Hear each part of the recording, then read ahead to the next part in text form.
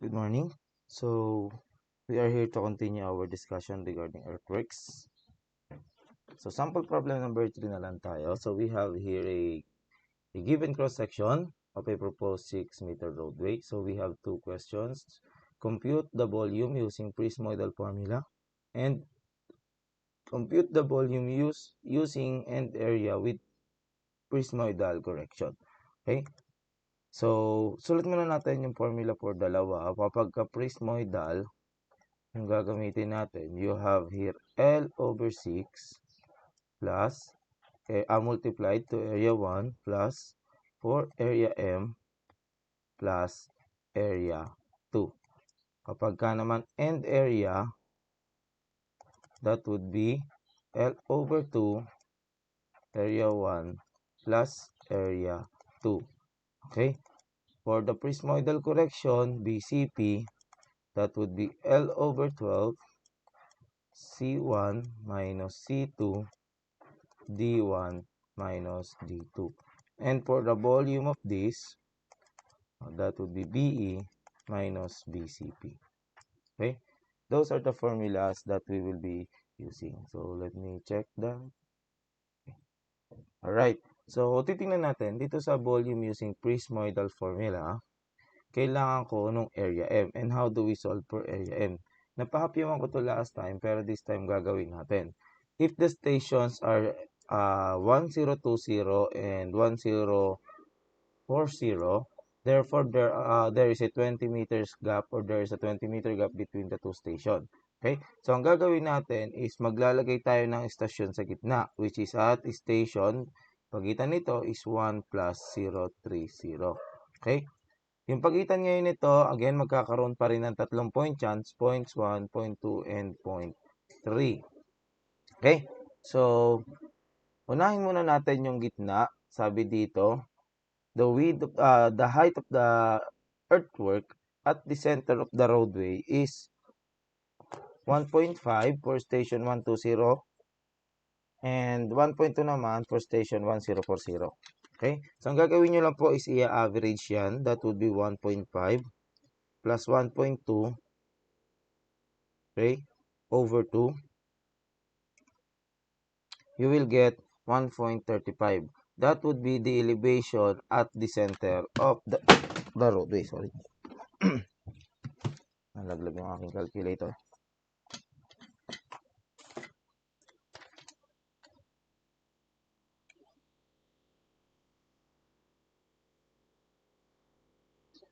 Alright. So, doon naman tayo sa ating left side, this side.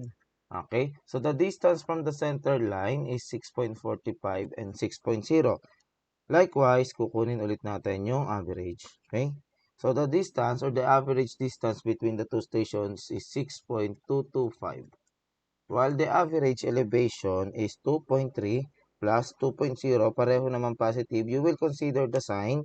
Kapag po magkaiba yung sign, for example, the other one is negative, you have to consider that. Okay? And this would be 2.15. And then on the right side, you had 4.5 plus 6.9 divided by 2. Then you have here 5.7. 5.7. And then, the elevation is 1.0 positive. Hindi ko lang po nailagay, but there should be a positive here. Okay? And then, plus 2.6 divided by 2. You have here 1.8. Alright? So, kompleto na natin yung tatlong istasyon. Ito-try ngayon natin i-plot these three station on the next slide. Unahin muna natin itong area 1 and area 2 natin. Pagsasamahin na po natin dito. So, dito na lang muna si area 1, then dito si area 2, and si area M. Okay? So, si area 1, first let us have a grid, an axis here for our further reference. Oops.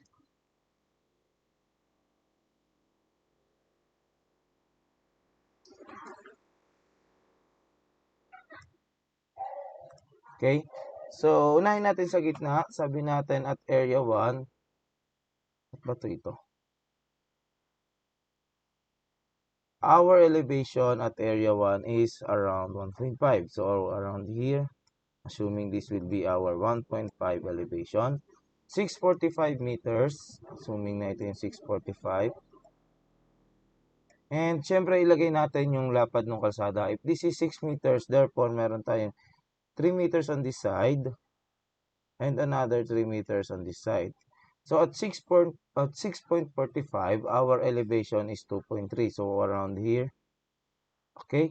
On the right side naman, which is 4.5, roughly around here. Okay? So our elevation is 1.0. So probably nandito. Okay? So ito ngayon yung cross section ng ating roadway or ng ating earthworks.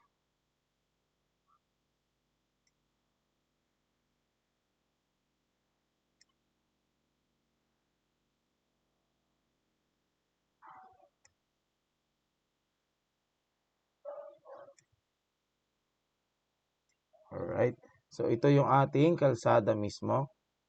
Lagyan lang ni sir ng rectangle. Okay. Hindi po laging nasa ilalim yung kalsada. There are instances na ito yung nasa ibabaw, negative yung elevation.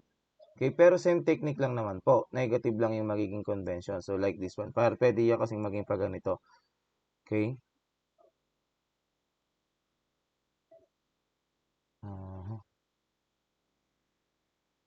Ayan. So for example, ito yung ating ito yung terrain ng lupa. Ayan. So ito yung ilalagay na kalsada. Pwede pong mangyari yan, Siyempre, ang mangyayari po, pwedeng ito yung zero elevation mo, nandito yung zero elevation mo, tapos ang elevation mo dito, negative. For example, negative 1.5. Tapos ito naman, negative 2.3, tapos negative 1.0. Okay? Pwede po yan. Although, i-disregard lang natin yung negative. Pero we know that this is a field. Kapag ka nasa ibabaw ng lupa, this is the natural grade line, this is a field. In this case po, yung kalsada nasa ilalim, so kailangan nating hukayin. This will be a cut. Okay? So ito, field kasi tatambakan natin. Okay? Nasa ibabaw kasi yung kalsada. Okay? So ito naman, huhukayin natin para makuha natin yung proper elevation ng kalsada. Okay? So hindi po laging ganito, Okay? You have to consider the sign convention of our elevations. So in this case, meron na tayo nito. Okay? So pwede na natin solvein yung area. Pero before that, ang gawin muna natin, hatiin natin into rectangles. Again, magsisimula ka ulit dito sa center ng roadway. Rectangles, sorry, triangles po.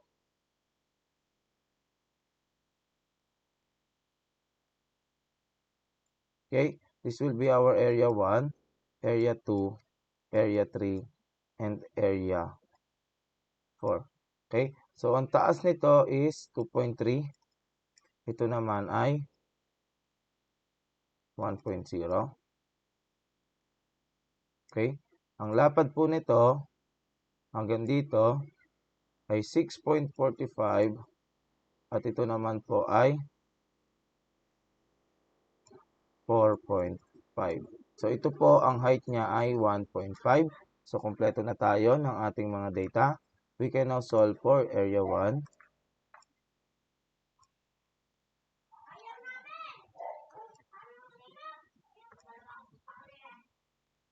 So for area 1, okay, ang area 1 natin dito is, ang width niya, this width is 3 meters. This width also is 3 meters. So that would be our width. Since triangle, that would be 1/2 ng 3. At ang height naman niya ay 2.3. Plus the area 2, area na lang po yung, tama, area 1 nga pala ito. The area 2 would be 1/2. Ang width naman niya ay, tama po, ang width niya ay 6.45. Ang height naman niya gagamitin ay 1.5. Plus our area 3, his width is 4.5 multiplied by the height na 1.5. And lastly, for area 4, the width is 3.0 multiplied by the height na 1.0. So our area 1 would be 3 times 2.3 over 2. 6.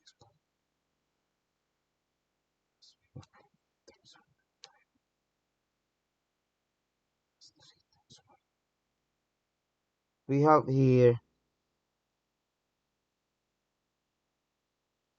13.1625.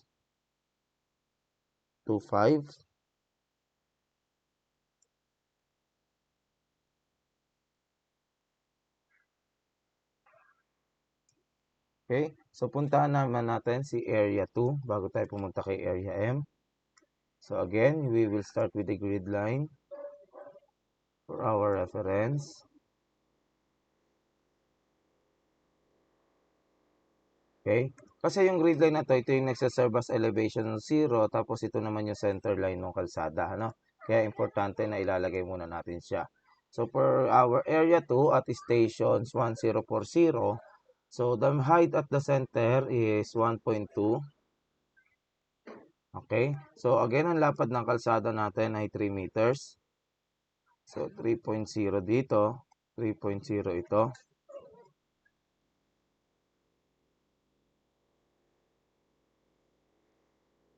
Okay.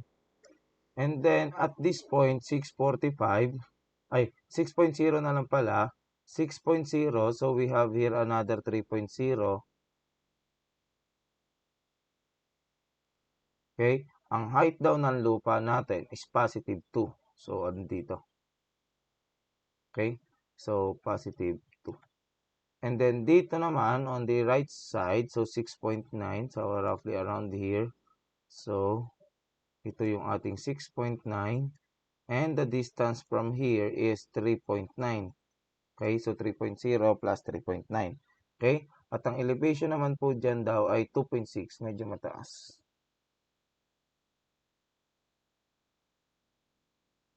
Let me check that.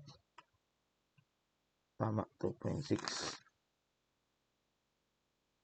Okay, so mataas andito. So 2.6 positive. Okay, i-drawing natin yung ating plot. Okay, so we have here your roadway 3.0 and 3.0. Kasi 6 meters daw eh, so hahatiin mo yun ha. Okay, so this will be your lupa. So siguro nasa gitna ito ng bundok or ng lampak, parang ganon. Ito ipabundok na ganon. Ayan, tapos ito pa ganon. Ikakat mo ngayon yung area na to para makapaggawa ka ng daan. Okay, so hindi naman pwedeng rectangle yung cut kasi mag-i-erode yan. Right? So kapag na-drawing mo na to, this will be our roadway. Okay, so delete na lang to ni sir. Okay, so ilagay na natin yung ating mga hati. So magkakaroon tayo dito ng area 1. This will be our area 1 and area 2. This will be our area 3 and area 4. So ito mula dito is 6 meters. Ito naman hanggang dito is 6.9. And the height at this point is 2.0. And the height at this point is 2.6. Okay? So we have now here our cross section. So ang gagawin natin, computein na natin yung area 2. So unahin natin dito, this is 1/2. Ang lapad niya is 3.0. Ang height naman niya ay 2.0. Okay? Plus we have here area 2. Ang lapad niya ay 6. So 1/2 ng 6 multiplied by the height. This one is 1.2. Okay? Plus another triangle on the other side. So ang lapad niya ay 3. Ang height naman niya ay 2.6. Sorry. Ito yung nakuha ko. Area 3 pa nga lang pala tayo. So for area 3, ang width niya ay 6.9 while its height is 1.2. Plus lastly, for area 4, ang width naman niya ay 3.0. Ang height naman niya ay 2.6. Okay? Huwag pong malilito, may pattern naman. So for area 1, yung width ng kalsada, tapos elevation. For area 2, yung width ng gitna, tapos yung distance on the left side. For area 3, yung height ng gitna, rather, the elevation at the center, multiplied by the width on the right side. Okay? And then for area 4, again, yung lapad ng kalsada, multiplied by the elevation on the right side. Okay? So for area 3, we have here 3 times 2 plus 6 times 1.2 plus 6.9 times 1.2 plus we have 3 times 2.6 divided by 2. You have here 14.64. The unit is square meter. Area pa lang po tayo, so the unit is square meter. Ito nga rin lagyan ko, square meter.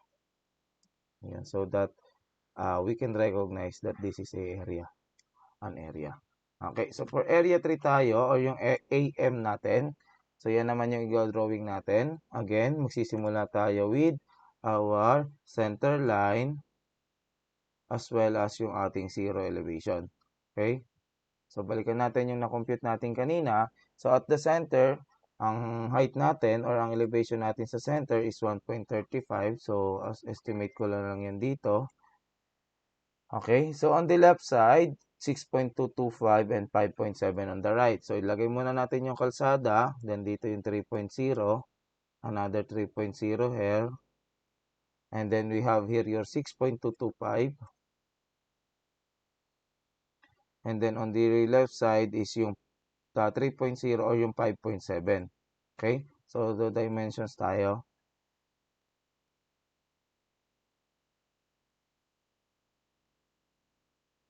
So, ito, from here is 3. Ito naman, 3.225. Ito ay 3. At ito naman ay 2.7. So, puntahan na natin yung mga elevations. So, on the left side, you have 2.15. So, the elevation on the left side is 2.15. Okay, so dito, roughly, hindi makita. Hilahin ko muna to. Hingi ng mga bata sa labas. So, andito. So, 2.15. Positive yan. And then, on the other side, you have your positive 1.8. Let me correct this. Nakalimutan ko yung ilagay this one. Positive 1.8. So, this is 1.35, probably roughly around here. So, ito yung positive 1.8. So, drawing ngayon natin yung cross-section ng ating lupa. Okay, ng ating earthwork. Ayan.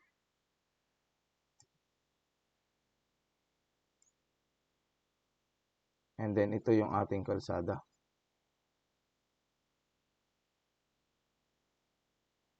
Okay, so ihatiin na natin.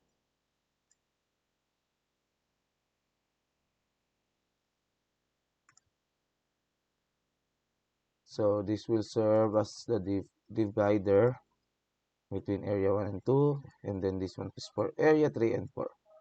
So, area 1, area 2, area 3, and area 4. Okay, so the length of this from here up to here is 6.225, while here to here is 5.7. Okay, so we can now determine the area.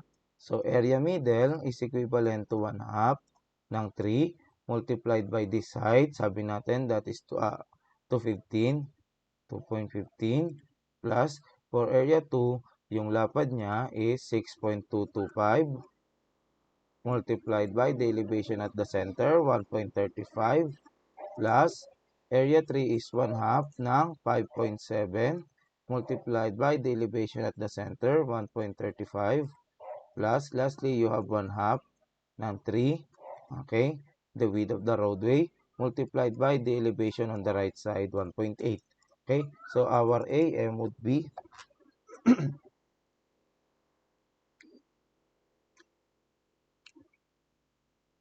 times 1.35 plus 5.7 times 1.35 plus. Let me correct this. This should be 1/2. Masyadong excited. So, nangyayari sa akin, minsan yung na-advance ko yung sulat. Kung ano iniisip ko na isusulat ko. So, you have here the area equivalent to 13.974 square meter. Okay? So, we have now completed the 3 areas. Pwede na tayong mag-solve ng volume. So, for number 1, ang question is, what is the volume using Prismoidal formula? And sabi natin, that would be L over 6, area 1, plus 4, area M, plus area 2. Okay? So, therefore, the volume using the Prismoidal, ano yung L? L is the difference between the two stations, yung dalawang dulong istasyon. So that would be 1,040, okay, minus 1,020, or L is equivalent to 20 meters. Okay, so you have here 20 meters over 6 multiplied by area 1. So our area 1 is 13.1625. 13.1625 plus 4 multiplied dun sa area natin sa gitna, 13.974. So, 13.974, okay, plus yung area natin sa dulo, which is 14.64. Therefore, our volume using the Prismoidal formula is 20 over 6 multiplied by 13.1625 plus 4 times 13.974 plus 14.64. You have here volume equivalent to 278.995, 278.995 cubic meter. Alright? Okay. So, balikan ko lang itong area M na to, yung ginawa natin na to. Kailan ba to gagawin? Okay? If yung ating middle cross section is not given. Kung given po, no need to do this, syempre. Okay? Huwag nyo na pong gawin ito kung given yung middle cross section. If not, you use the average. Okay? It's not given. Okay? Puntahan naman natin yung pangalawa naman. The second question is the volume, okay, using end area plus prismoidal correction. So, kunin muna natin yung BE. That would be L over 2 multiplied by A1 plus A2. Okay? And that would be 20 over 2 multiplied by A1, 13.1625. Okay? Let me correct that. There should be no parenthesis in there. Plus 14.64. Okay? Therefore, BE is now equivalent to 10 times 13.1625 plus 14.64. We have here 278.025 cubic meter. And our BCP would be L over 12 C1 minus C2 D1 minus D2. Okay? So, BCP now would be 20 over 12. What would be the C1? C1 is the distance from here. Ay, sorry, C1 pala tayo. So, sa center tayo, 1.5. Okay? The center height is 1.5 minus C2. Okay? So, the center height is 1.2. Multiplied by D1. So, the D1 is the distance from here to here, which is 6.45 plus 4.5, or we have here 10.95. And for D2, that would be the distance from here up to here, which is 6 plus 6.9 or 12.9. Okay? So, 10.95 minus 12.9. Therefore, the volume of the prismoidal correction is 20 over 12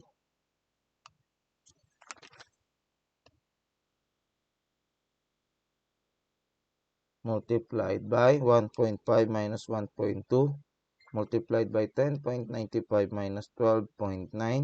We have here negative 0.975.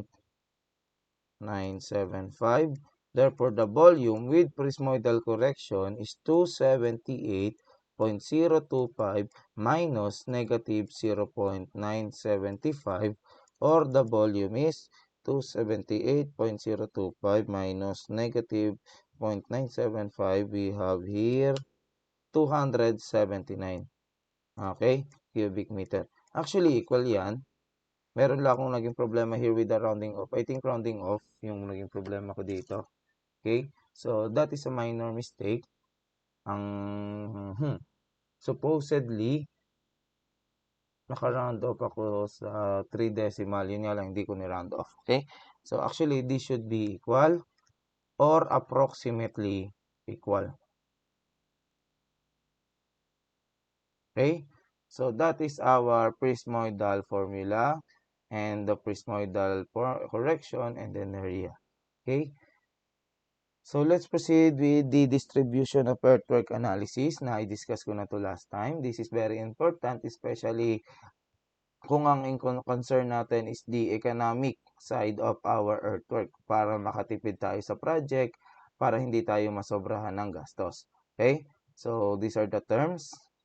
Puntahan na natin yung sample problem natin dito. So we have here the earthwork data of a proposed highway on the tabulated data. The length of the economic hole is 450 meters. Stationing of limit of economic hole, LEH, doon sa isang side is 2 plus 498.03 and on the other is 2 plus 948.03. The stationing of the limits of free-hole is 2713.12 and 2763.12. The pre-hole distance is 50 meters. Okay? So, if you can see, kapag ka pinag-subtract mo to, makukuha mo dito yung 50 meters. Okay? And this one naman, ito yung 450 meters. Okay? So, 50 and 450. So, assume the ground to be uniformly sloping. So, uniformly sloping daw yung ground natin. Therefore, straight line lang yung magiging itsura ng ating mass diagram. Okay? Compute the overall volume and compute the volume of waste. Compute the volume of borrow.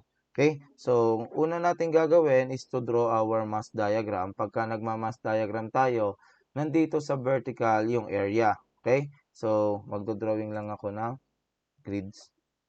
Okay? So, ang nangyayari dito, mass diagram tayo. Mass diagram. Okay? So, nandito yung area sa vertical at nandito yung stations. Okay? So, ganun yung gagawin natin. So, sabi natin, we have 3 stations muna tayo. Station 2 for 40. So, magdodrawing muna ako ng straight line. So, magsimula tayo sa, nandito yung 2 plus 440. And then, we have 2 plus 740. And then, we have here 3 plus 040. Okay. Sabi dito, sa 2 plus 0440, our area is magkakat tayo. Kapag ka nagkakat tayo, if this is your silo elevation, okay, syempre kapag kakat, ibig sabihin mataas yung lupa, kaya mo nga siya ikakat. Okay, so since this is area, i-approximate ko lang dito na ito yung 50 square meter. Okay, so basically, instead of elevation yung inilalagay natin, the area na. Okay, dito naman sa 270, wala siyang area, so 0. Okay? And then dito naman sa 3.040, our area is 70. And this is fill. Kung fill, therefore tatambakan natin. So mas mababa siya dun sa elevation 0. So probably around here, ito yung 70 square meter. And our mass diagram is this. Hindi kita, pero dapat sakto yung 0 doon. Hindi lang nag-exact. Okay? Alright. Now, ang sabi dito sa point na to, at this point, ito daw yung ating balancing point. Hindi na, minsan kasi hindi nandun sa may zero elevation yung balancing point. Pwedeng ang balancing point is nandito, okay? So, depende na lang din kung sa ano yung sasabihin ng problem. But be prepared, okay? Pero most of the time, nandyan naman sa zero elevation yung balancing point. Right? So, sabi dito rin, ang atin daw limit of economic hole, the pre-hole distance rather is 50 meters. So, i-drawing muna natin yung 50 meters na yan using our red ball pen. So, dito, magkukuha lang ako ng arbitrary point dito and ganun din dito. So, i-delete ko na po muna to. Obstruct niya yung drawing natin. So, yan muna, ilalagay lang muna ako ng dalawang distance na ang spacing niya ay 50 meters. Ano ba ibig sabihin na yan?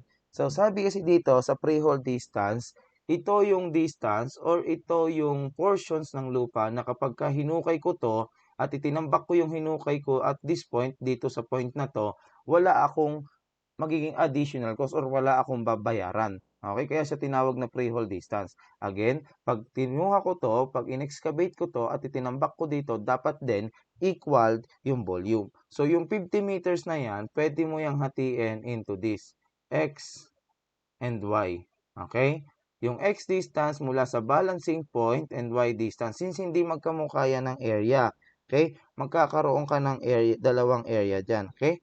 Actually, this y right here, pwede natin yan palitan ng 50 minus x para magamit pa natin yung variable na y. Okay? So, ito, pangalanan na lang natin itong h1. So, yung h at this side, and ito yung h2. Okay? Ano pa? So, we have here the distance. We can now actually compute the value of x. So, ilagay na rin natin, maglagay muna tayo ng points ng ating economic hole. Okay, so gawin ko naman yan na blue para medyo visualize. So, for example, ito naman portion na to, hanggang sa portion na to, ito yung tinutukoy nating 450 meters. So, 450 meters. Okay, ano ibig sabihin ng portion na to? This portion, itong blue region, okay, kapag equal ulit yung volume ng dalawang yan, ang ibig sabihin, kapag in-excavate ko to at itinambak ko dito, tipid pa or nandun ako dun sa tinatawag nating length of economic hole. Ito pa yung economic hole natin. Ibig sabihin, pagka kinuha ko yung hinukay ko dito at itinambak ko dito, nakakatipid pa ako. Okay? Yun yung ibig sabihin nun. Kumbaga, kumikita pa. Pero, yung natitirang portion, ito pong portion na to, hindi ko na to pwedeng hukayin tapos itambak ko dito. Bakit? Kasi mapapamahal ako sa transportation. Kasi beyond the economic haul na siya. Kapag beyond the economic haul, hindi na feasible yung hauling or yung transporting ng material at this point papunta rito. Therefore, ang gagawin na natin, instead na hakutin papunta rito, i-waste na lang natin yan. Itatapon. At ito na lang, baka dahil beyond the economic haul na siya, mas makakamura kung magbaborrow na lang ako. Bibili na lang ako ng ibang lupa. Okay, napanambak dito. Kasi, again, mahal na yung hauling. Mapapamahal na ako dun sa hakot ng truck. Okay, the first question is compute the overhaul volume. Ano daw yung overhaul volume natin? Okay, that would be our first question. So, the overhaul volume is the volume kung saan nakakatipid ka pa, which is this one. Ito yung hahakutin mo. Ito yung overhaul volume. Okay? Actually, yung overhaul volume, ito rin yan. Pwede rin yan. Okay? So, ayan yung kukunin natin. And paano natin kukunin yan? We can consider this triangle right here. Ito muna yung i-consider natin. So, lagyan natin ng mga distances para mas maayos. Okay, so, green ball pen muna ako. Delete ko muna to. Lagyan ko muna ng distances. So, ito. Ito. Ayan. Ayan. So, ito yung zero natin. Okay? So, ito hanggang dito, sabi mo kanina, this would be the stationing of this point. Anong station to? Station na lang yung ilagay natin dito. This would be 2 plus 740. Tama po ba? Ito. 2 plus 740 yung gitna. And then, ito kasi is the limit of the pre-hole distance. Yung stationing ng pre-hole distance. So, ito ay 2.713.12. 2 plus 713.12. Ito naman is 2 plus 763.12. And then, for the limits of economic hole, you have here 2 plus 498.03.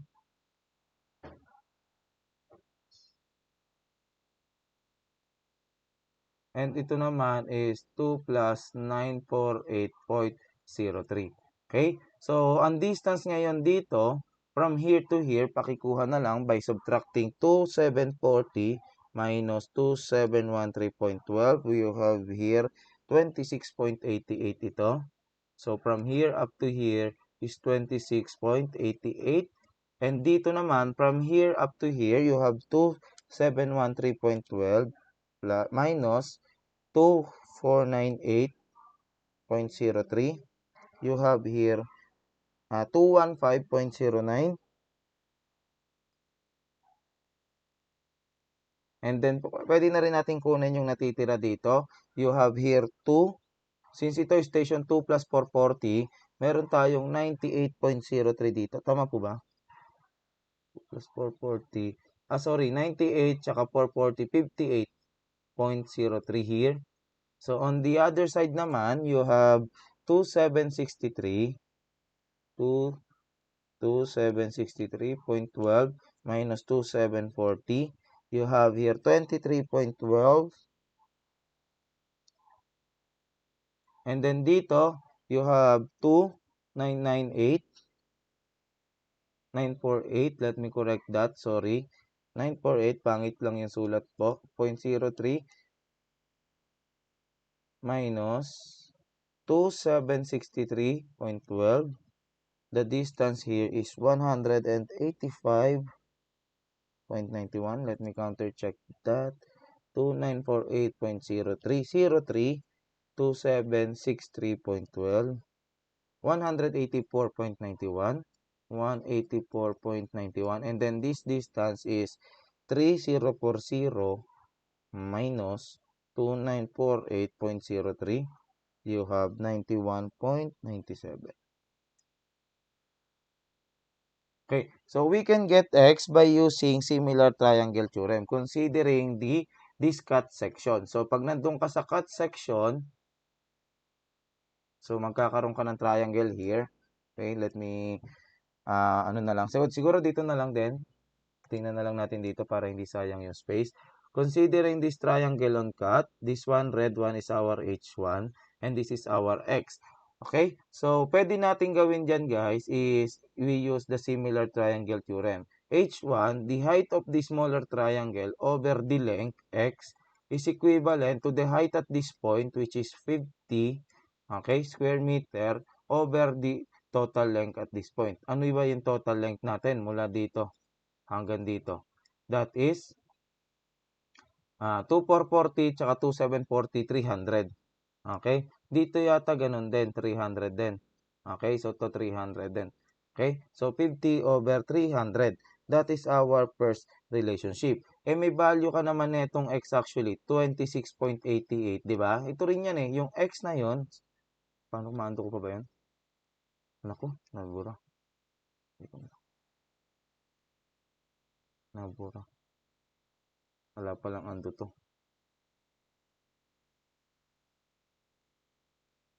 Okay? So, yung x na to is actually, ito yan, 26.08. So, 26.88. Ano ba? Nagkagulo na dahil dun sa nabura. Okay?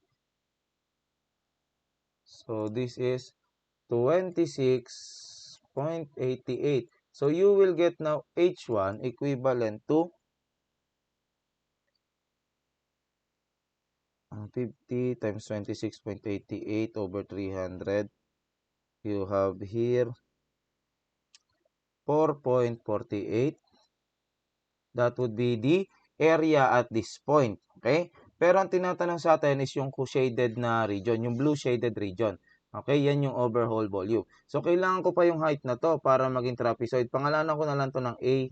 Okay? Ito na lang yung A. Using the same method, similar triangle, we can determine A. Yung height ng A over the length from the balancing point, which is 215.09 to 15.09 plus 26.88. Okay? And that is equal to 50 over 300. You will get the value of A equivalent to 50 over 300 times 215.09 plus 26.88. Okay? So, you have here 40.33 square meter. Okay? So, kung kompleto na, we can now determine this by using the area of trapezoid. So, the area or the volume of our overhaul. So, overhaul volume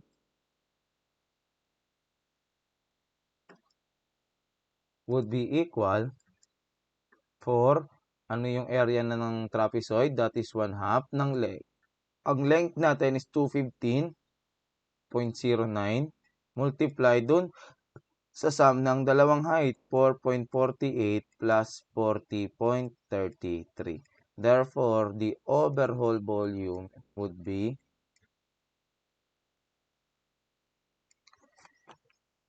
1/2 ng 215.09 multiplied by 4.48 plus 40.33. We have here the overall volume is equivalent sa 4,819.09 cubic meter. Okay? Therefore, yung volume, aside from the pre-hole, is ito. Economical to. Ibig sabihin, hanggang dito lang yung hahakutin ko. Kasi pag sumobra dito, mapapamahal pa ako instead na mapamura. Okay? So, ito na yung overall volume natin. The second question is the volume of waste. Ito naman, ano naman yung volume nito? Siyempre, alam mo na to, alam mo na si A, trapezoid lang ulit. So, for letter B, you have the volume ng waste. That would be the area of this purple region. So, 1/2. Okay? Ang lapad niya, kinuha na natin kanina, 58.03. Okay? Multiply dun sa sum ng height. Itong 50 square meter dito at saka yung A. So, 50 plus yung A. Lobat yung PC. Okay? 50 plus our A, 40.33. Therefore, the volume ng waste is equivalent to 1/2 ng 58.03 multiplied by 50 plus 40.33. We have here syntax error. Syntax error na naman. 2,620.92 cubic meter. Okay? So, ito ngayon yung tapon. Tapon na yan. And then, for letter C, we have here the volume ng barrow. Ito naman yung bibilin mo. Kukunin mo sa iba. Kaya nga siya barrow. That would be 1/2. Okay? Ito kasi yun. Ito namang region na to. Magkaiba na po yung volume ha. Hindi na po equal yung volume ng waste dito tsaka volume ng barrow. Magkaiba na po yan. Ang mga equal lang po na volume is itong overall volume at this point and at this point. At saka yung volume dito sa pre-hole at this point at saka at this point. Okay? Pero pagdating sa barrow and waste, hindi na po siya equal. So, pwede nyo po yung kunin. So, try natin. Kukunin lang ulit natin yan dito using the same method na ginawa natin kanina. Kunin muna natin yung height nito. Say, pasabihin natin ito ay C, point C. So, pwede natin kunin yung point C using the same method. Dito ko na lang po ilalagay. So, yung ating C over, ano ba yung distance ng C mula dito sa ating balancing point? Sabi natin, that would be 23.12. This one hanggang sa pre-hole plus 184. 184.91 and that would be equal, dito ang height na natin ay 70 over 300. Therefore, our C here is 70 over 300. We have 23.12 plus 184.91. We have here 48.54 square meter.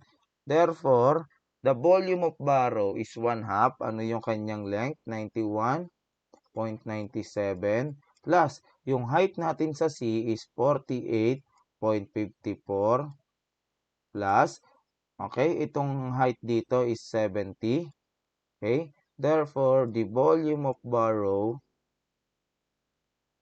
would be 1/2 ng 91.97 multiplied by 48.54 plus 70, or we have 5,451.06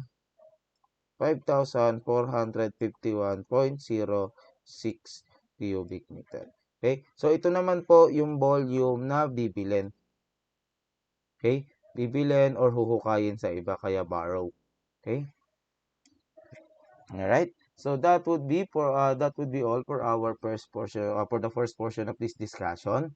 So I will be discussing the sample problem 2 next time. Okay, so that will be all. Thank you.